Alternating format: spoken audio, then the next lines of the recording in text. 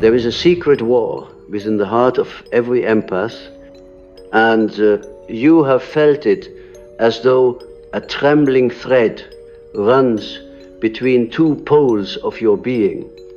One side longs to please, to be accepted, to soften the sharp edges of the world, so that no one turns their wrath upon you.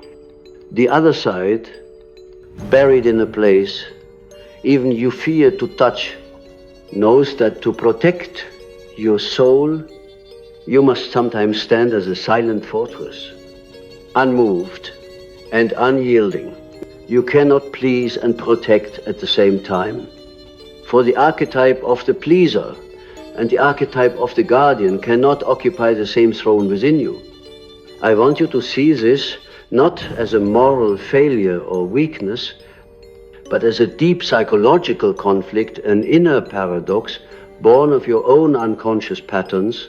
When I speak of pleasing, I am not talking about kindness or generosity in their true form. I speak of the compulsion to soften who you are, to abandon your own center, to trade your authenticity for the fleeting comfort of someone else's approval. There is an ancient wound in those who always strive to please. Often, this wound was born in childhood, when the child discovered that love seemed conditional, that love was given when they smiled, when they complied, when they became what others expected. The psyche, being wise, but also deeply adaptive, forged a mask, a persona that could shield the inner self from rejection, but over time the mask becomes heavy. You begin to confuse it for your true face. Protection, on the other hand, is not the armor of arrogance. It is not the cold refusal to care. It is the recognition that the self, that sacred core of your being, cannot be endlessly sacrificed on the altar of other people's needs. Protection means boundaries. And boundaries for an empath feel like walls built against the storm, but walls that you fear might offend the wind. You think, if I say no, will they leave? If I withdraw, will they hate me? Yet, in truth, every time you betray your own inner voice to win approval, you are abandoning the very soul you claim to protect. The unconscious is a vast ocean.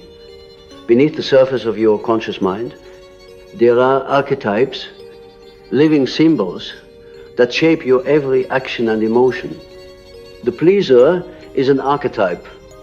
It is a face the soul wears when it fears rejection. The guardian is another archetype, the one who says, enough. I will not let the shadow of the world devour my light. For many empaths, these two archetypes are at war, creating a psychological tension that can become unbearable. You live in this tension, thinking that one day someone will notice your suffering and grant you the permission to be both loved and safe. But no one can grant that. It is you who must reconcile these forces. What does it mean to reconcile them? It means realizing that pleasing is often an unconscious defense against conflict, whereas protecting is an act of conscious choice.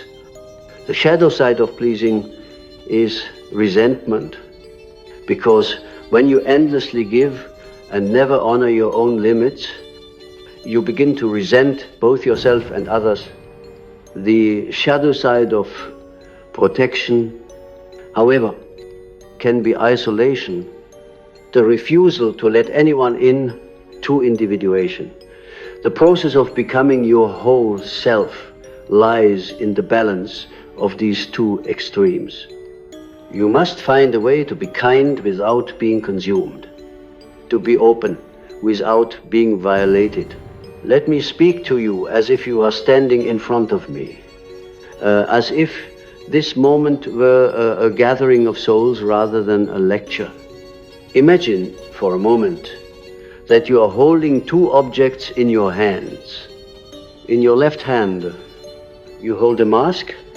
It is the mask you wear to please the smile that feels stiff, the voice that says yes when your heart screams no, the way you bend to make others comfortable even when you are breaking. In your right hand, you hold a shield. This shield is heavy, forged of silence, distance, and the desperate need to guard your soft inner self. Now, I ask you, which one will you choose? And do you not see that choosing either alone is a form of suffering? The unconscious will send you dreams that reveal your inner state. I recall a patient who once dreamed of standing in a house with broken windows. Strangers walked in and out as if the house belonged to them. She could not stop them, for the doors were wide open and she did not know how to lock them. She awoke with a deep feeling of vulnerability. This is the dream of the unprotected empath, the soul with no boundaries. Another patient, however, dreamed of being trapped in a tower. No one could reach him, but he also could not leave. The walls that were meant to protect him had become his prison. Both dreams point to the same truth. Pleasing and protecting are not enemies.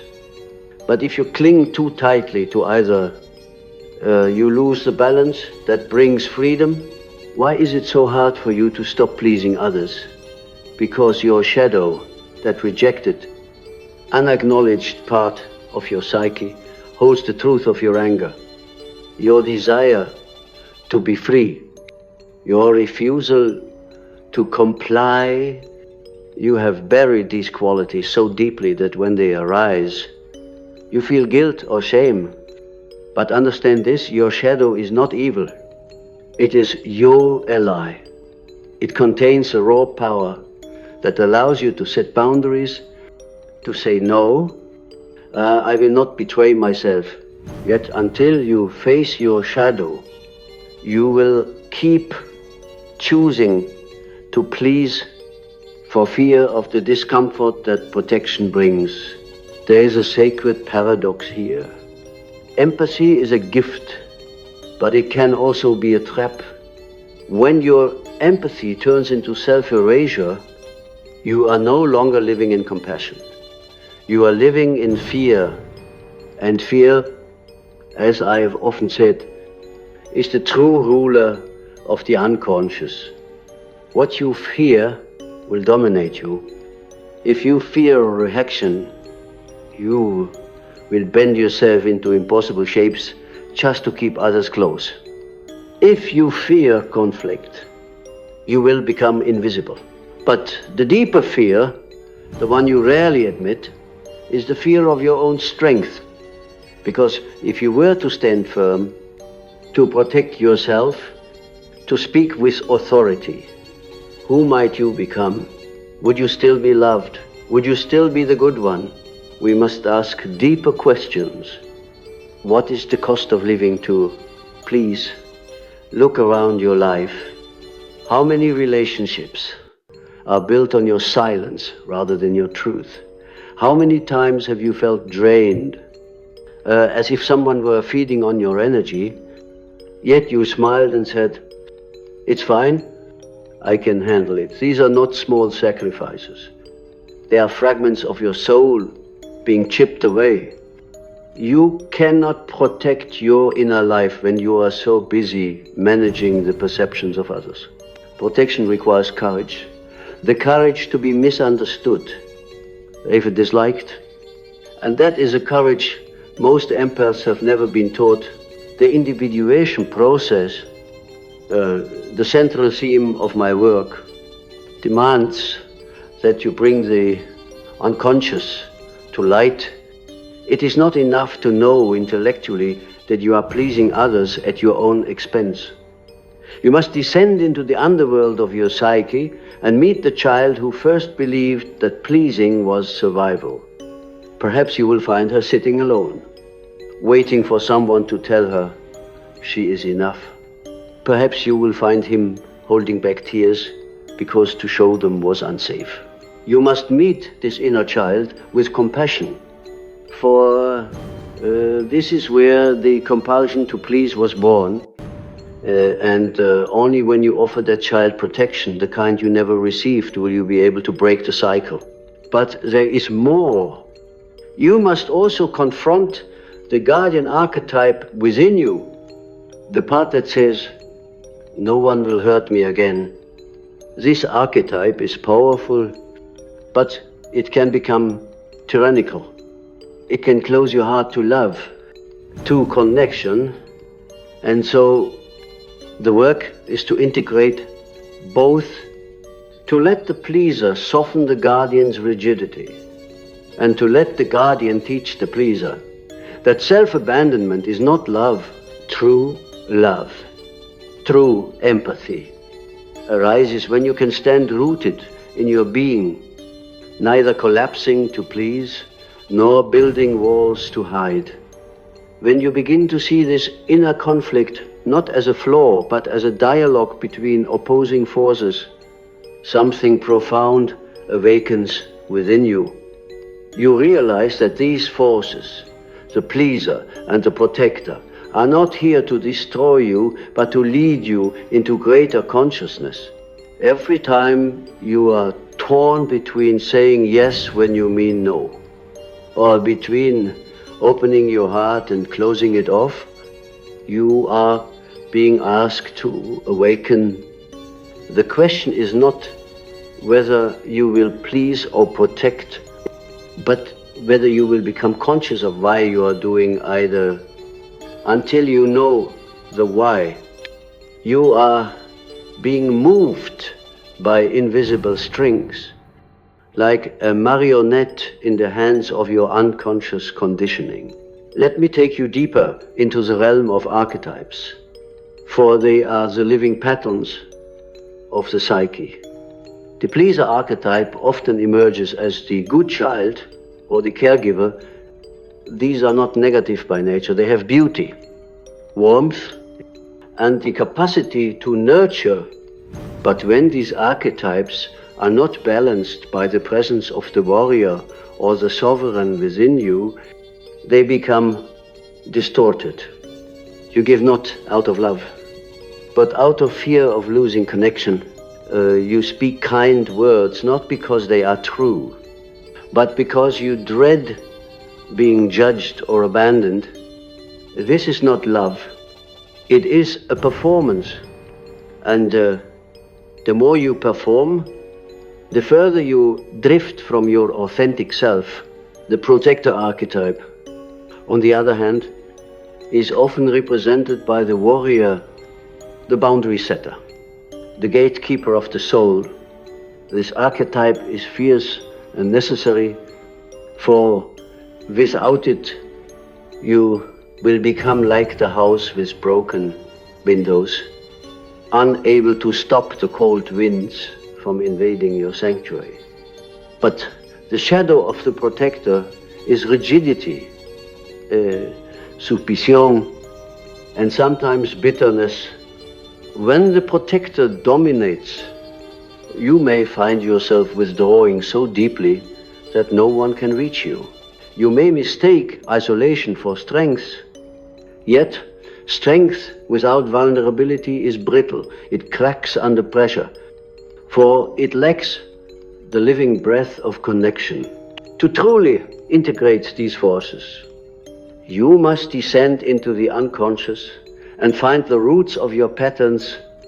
I once worked with a woman who could not say no, even when her life was collapsing under the weight of other people's demands. In her dreams, she saw herself carrying a child on her back, while a crowd of strangers kept placing more and more burdens upon her shoulders. She felt powerless to stop them. We discovered that in her childhood she had learned that her worth was tied to how much she could help, how much she could sacrifice. Saying no felt like a betrayal of her identity. But as we explored her shadow, we uncovered a hidden rage, a part of her that wanted to scream, to break free, to live her own life. When she embraced that shadow, she found the strength to protect herself. For the first time, she said no, and instead of being destroyed by rejection, she felt a strange sense of liberation. This is the work of the soul. You cannot simply think your way out of this conflict. It must be felt, embodied, lived through. You must look at the moments in your life where you have sacrificed your truth to keep the peace, and you must ask yourself, was it worth it? More often than not, the peace you are keeping is an illusion. Beneath the surface, resentment builds and your soul cries out in silence. You may feel drained, anxious, or even physically ill because the body carries the weight of your unspoken boundaries.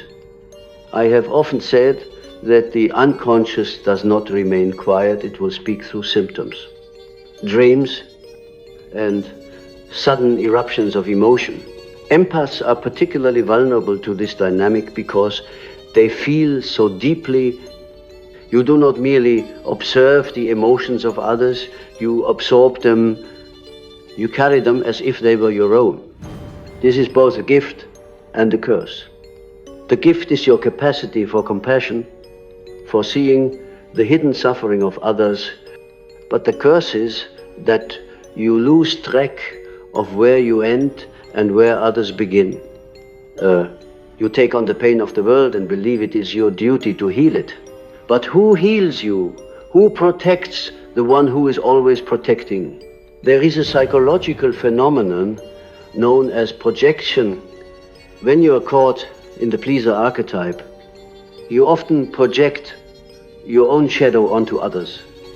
You may see in them the anger, selfishness, or assertiveness that you cannot allow in yourself. You may even resent those who can say no, who can live unapologetically because they mirror the part of you that you have buried. Likewise, when you are overly protective, you may project weakness or neediness onto others, refusing to see the part of yourself that still longs to be cared for. Integration requires that you reclaim these projections, that you see both the light and the shadow within yourself. Imagine for a moment standing in front of a mirror, but this is no ordinary mirror. It is the mirror of your unconscious, reflecting not just your face but every mask you have ever worn. As you gaze into it, you see the pleaser smiling, eager to be accepted. You see the protector standing behind, shield raised, eyes wary of betrayal. And behind them both, and you see something else, your true self, watching silently. That self does not need to please or protect, for it is whole. It knows that love is not earned through compliance. And safety is not built through walls. This self is your essence, the part of you untouched by the wounds of the past. The journey to this essence is not simple. It is not a straight line. It is a spiral leading you deeper with every step. You will meet resistance, for the unconscious does not surrender its secrets easily. You will feel fear, anger, grief, but you must remember that these emotions are not enemies. They are the guardians of your deeper truths. To reclaim your power, you must feel what you have been avoiding. You must sit with the discomfort of saying no. You must endure the silence that follows when you stop pleasing. And you must trust that in this silence you will discover a strength that no external approval can give you. In this work, dreams are invaluable. Your dreams will show you the masks you wear, the boundaries you fear to set, the parts of yourself you have abandoned. Pay attention to the symbols. Perhaps you will dream of doors that will not close, or of being chased by strangers. These are not random images. They are messages from the unconscious calling you to wake up. Each dream is a piece of the puzzle, revealing where you are still asleep to your own life. Let us not forget the collective aspect of this dynamic. We live in a culture that often rewards the pleaser and punishes the protector. From a young age, you are told to be nice, to avoid conflict, to smile. Even when you are hurting, you are rarely taught that it is sacred to say no, that it is divine to guard your soul. As a result, many empaths grow up believing that their worth lies in how much they give, how much they endure, but this is not the truth of your being. The truth is that you were never meant to live as a sacrifice. You were meant to live as a sovereign being, grounded in your own essence. To awaken this sovereignty, you must begin to see where you have allowed others to define your value. You must ask yourself, who am I when I am not pleasing? Who am I when I am not protecting? These questions are not easy, for they strip away the layers of identity that have kept you safe. But in the stripping, you will find freedom. You will find that you can care for others without betraying yourself, that you can open your heart without losing your center. There is a fire within you that has been smoldering beneath the surface. It is the fire of your own authentic life force. Every time you choose to please, that fire dims a little, for you are giving away your energy to sustain a false harmony. Every time you choose to protect without trust, that fire cools into ash, for you are cutting yourself off from the flow of connection. But when you stand in your truth, when you neither collapse into pleasing nor harden into defense, that fire burns bright. It warms you from within. It becomes a beacon that others can see, not because you are trying to win their approval, but because you are simply being who you are. The moment you choose to stand in that fire, you will feel the tremors of fear ripple through your body. It is the fear of being truly seen without the mask of the pleaser or the armor of the protector. To stand there, raw and unhidden, is perhaps the greatest courage you will ever know. But it is also the beginning of a deeper life, a life in which you no longer bargain your worth for a drop of acceptance, nor harden your heart just to feel safe. This is the path of individuation, the sacred unfolding of your true self. I want you to think of the empathic heart as a vessel of light. When you live only to please, your vessel becomes cracked, leaking its light into places that do not nourish you. You give, and yet you feel empty. The unconscious pattern here is one of unworthiness, the belief that if you do not give endlessly, you will not be loved. But love that is earned through self-betrayal is not love. It is dependency. It feeds the illusion that your value is conditional, and when you cling to that illusion, you remain chained to the demands of others. unable to breathe freely. Protection, when it arises from fear, can also drain your light. Imagine the empath who has been wounded too many times. They build walls so high that no one can touch them. Not even those who mean no harm. They mistake isolation for safety, yet deep inside, they ache for connection. The fire of their soul burns behind closed gates, unseen, unshared. This is no less a form of suffering than the compulsion to please. It is a lonely, frozen existence. The true transformation occurs when you begin to weave these two forces into harmony, when you can say yes from a place of strength, not obligation, and say no without guilt or resentment. You become whole. The empath who has mastered this balance is not fragile. They are radiant. They give freely because their giving arises from fullness, not emptiness.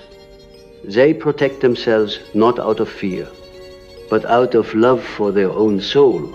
But to reach this point, you must confront the shadow. The shadow is not the darkness you fear in others. It is the darkness within yourself that you have refused to see. Perhaps you have told yourself, I am good, I am kind, I am selfless. And yes, these qualities may be true, but what about the anger you hide?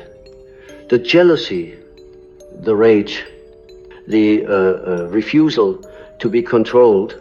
These parts of you are also real. And until you acknowledge them, they will control you from the shadows.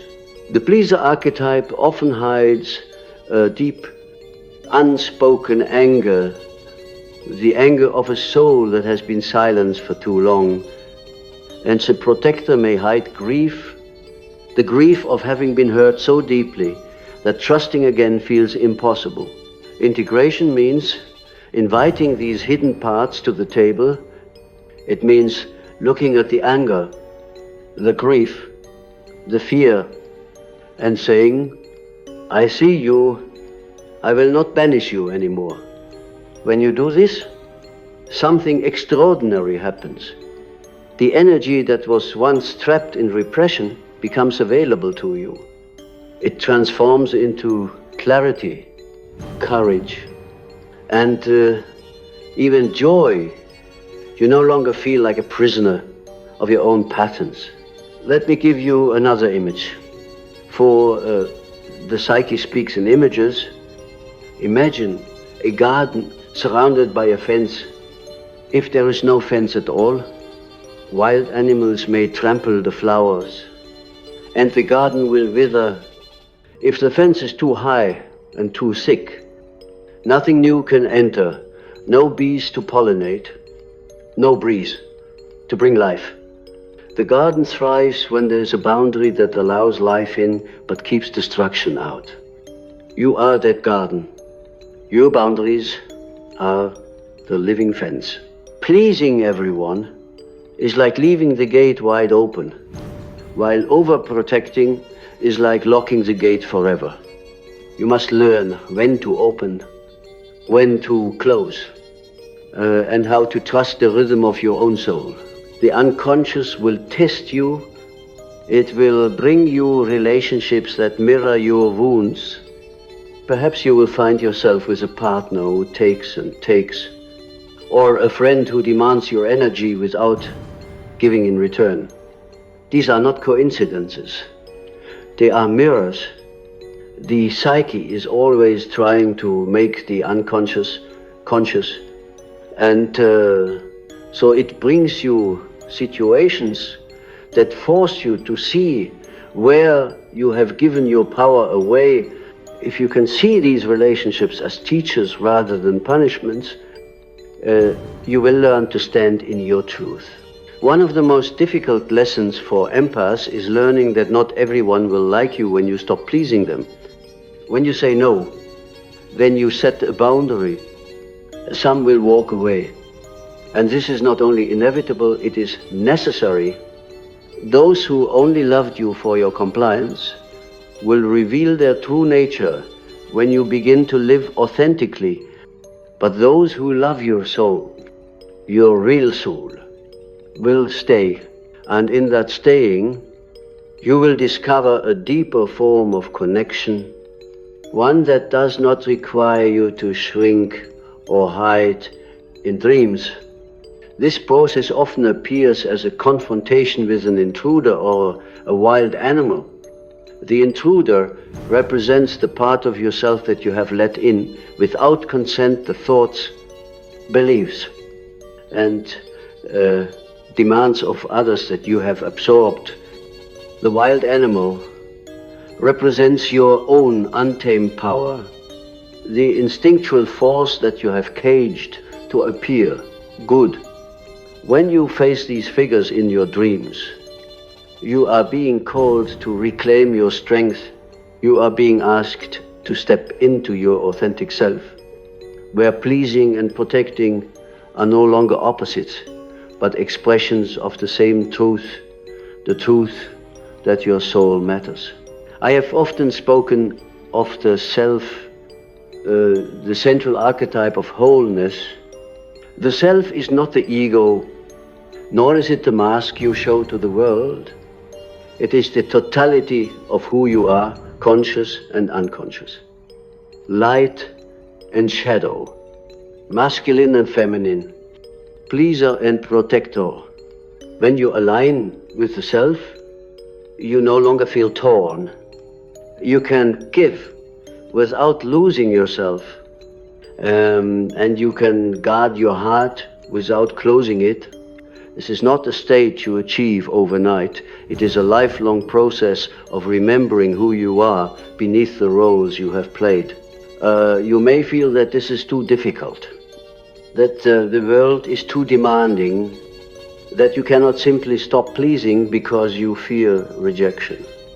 But I tell you this, the moment you honor your inner truth, the world shifts. Those who once drained you will no longer hold power over you. The energy that was once spent managing others' perceptions will return to you, and with it, a sense of vitality that you may not have felt in years. You will begin to notice that your life becomes clearer, that the relationships which remain are more authentic, and that your empathy, far from diminishing, becomes more powerful because it is no longer tangled with fear. The paradox is that when you stop trying to please everyone, you become truly compassionate. Pleasing is often a form of control, though you may not see it that way. You please to avoid conflict, to avoid being disliked, to manage how others feel about you. But true compassion does not manipulate. It arises from a place of inner strength. It says, I can love you without betraying myself. I can support you without losing my own center. This is the compassion of a soul that has embraced both its light and its shadow in the coming days. I invite you to watch yourself closely. Notice when you say yes out of fear. Notice when you feel the urge to protect yourself by withdrawing completely. Ask yourself, what am I really afraid of here? What part of me feels threatened? Do not judge the answer. Simply observe. The act of observation itself brings light to the unconscious, and the more light you bring, the less power the shadow has to control you. There is an alchemy that takes place when you begin to witness yourself with such clarity.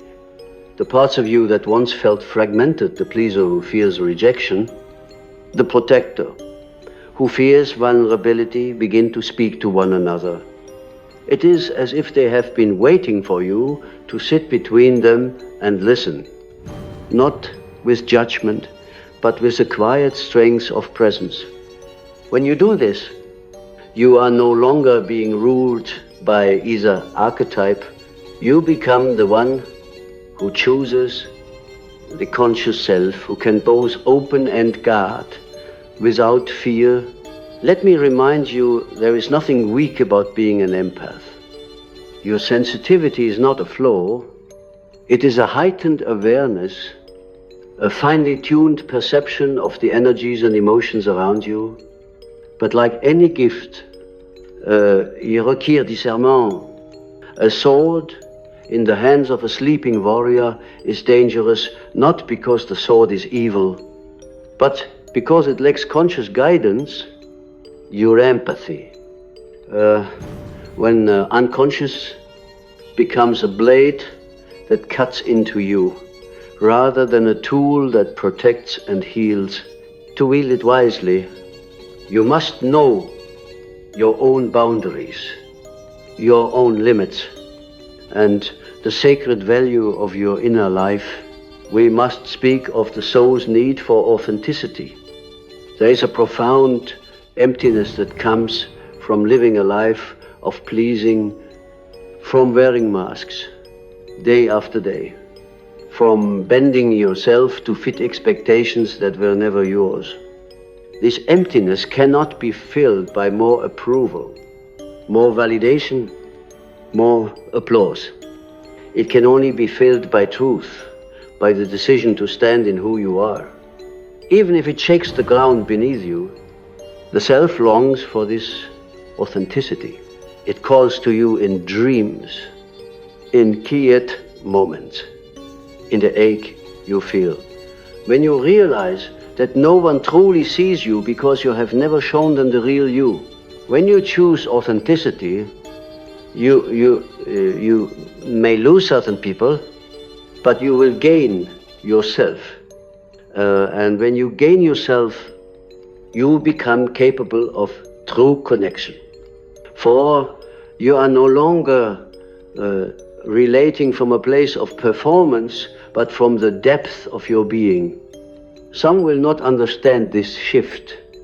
They will call you cold or selfish when you stop pleasing them. But understand this, it is not selfish to protect your soul. It is not cruel to honor your boundaries. In fact, it is only when you protect yourself that your giving can become genuine. Otherwise, it is not giving, it is an unconscious contract. A silent agreement that says, I will give you what you want if you will give me love. But true love cannot be bargained for. It arises when two souls meet without masks. The protector archetype, when healed, does not build walls. It builds gates. Gates that can open and close with intention. You learn when to let energy in and when to keep it out. You learn to feel the difference between someone who comes to you with respect and someone who comes to feed on your light. This discernment is not cynicism. It is wisdom. You do not have to harden your heart to protect it. You simply have to know its value. I remember a dream shared by a patient who was caught in this very struggle. She dreamed she was in a forest surrounded by wolves. At first, she tried to appease them, offering them food, speaking softly, hoping they would leave her alone.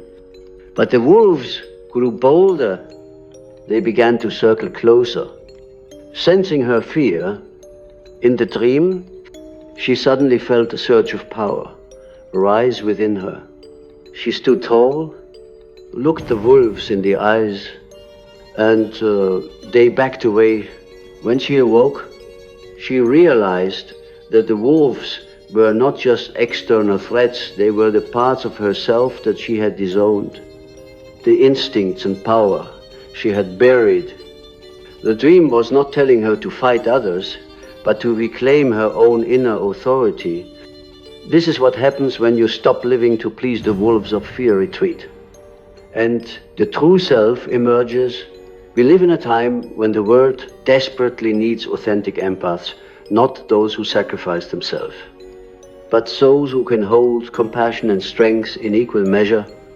The world does not need more people who say yes when they mean no, who swallow their truth to avoid discomfort. The world needs people who can feel deeply yet stand firmly in their own being. This is your calling. Though it may feel daunting, it is the path of the awakened empath, the one who knows that protecting their own energy is not an act of selfishness, but an act of service to the whole. For when your energy is intact, when your soul is not fragmented by the endless demands of others, you can give from a place of abundance rather than depletion. There is a rhythm to this work, a wave-like movement of expansion and contraction.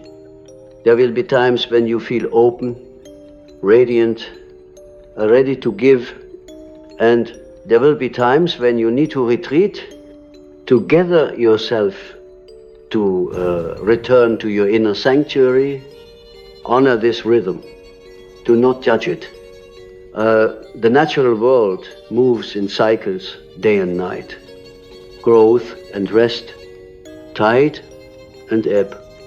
Your soul is no different. To always please, to always give, is to go against the natural rhythm of life. And to always protect, to always guard, is to freeze the dance of existence. Balance is found when you trust the ebb and flow, when you allow yourself to expand and contract without shame. I invite you now to close your eyes and imagine this balance within you. See the pleaser, the part of you that longs to connect, standing on one side. See the protector, the part of you that longs to remain safe. On the other, between them is a bridge, a golden bridge of light. As you step onto this bridge, you feel both parts of you come closer. They do not fight, they begin to merge. You feel warmth spread through your body as you realize you are not divided. You are whole. You can choose connection without losing yourself. You can choose protection without shutting the world out. This image is not just a visualization, it is a truth that your soul already knows. And as we come to the close of this exploration, I want you to remember something fundamental. You are not here to be endlessly consumed by the needs of others. You are not here to be a shield for everyone else while your own soul withers. You are here to embody your own truth, to live as a whole being, to bring forth the gifts of empathy in a way that strengthens you rather than depletes you. This is not a selfish path, it is a sacred path. It is a path of individuation, of becoming the self that is beyond masks, beyond fear, beyond the compulsion to please or the reflex to hide. The final step of this journey is acceptance. Accept that you will not be everything to everyone. Accept that some will misunderstand you when you begin to live authentically.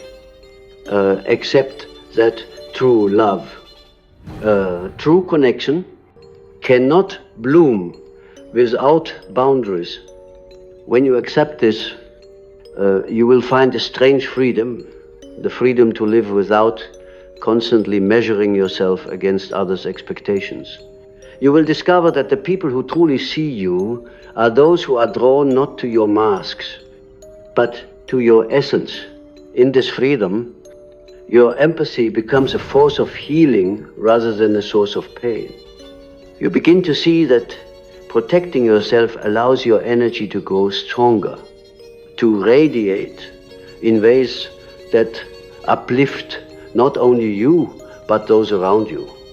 You stop giving from fear and start giving from love.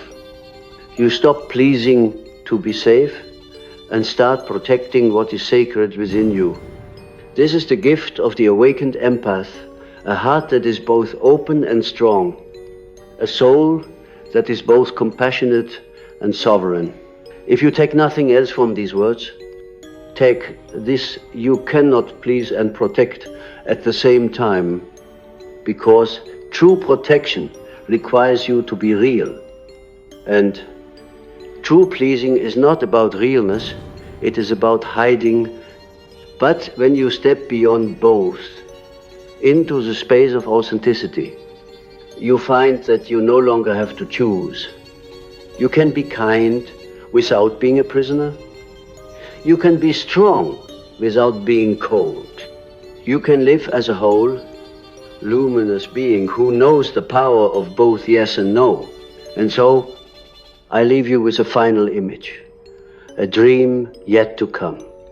In this dream, you stand in a field of wildflowers. The sun warm on your skin. You feel the ground beneath your feet, solid and alive. You are not hiding. You are not performing. You are simply here, breathing, present, whole. People may come and go, but you remain rooted. You are no longer torn between pleasing and protecting, for you have found the deeper truth that your very being is enough, and that no one can take this truth from you.